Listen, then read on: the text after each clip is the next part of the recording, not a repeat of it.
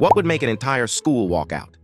At my high school, our janitor Pedro was everyone's favorite, way more than any of the teachers. Pedro was an undocumented immigrant who crossed the border to support his family back in Mexico. Sadly, the school exploited this, paying him far below minimum wage because he couldn't legally complain. We didn't know any of this at first, but even with his tiny paycheck, Pedro still brought extra lunches for kids who didn't have enough and volunteered as an assistant coach for our basketball team. Then one morning, he showed up with red, puffy eyes, and the students immediately knew something was wrong. When we asked, Pedro told us he'd been late to work that morning, so the school cut his already low hourly wage from $7 to $5.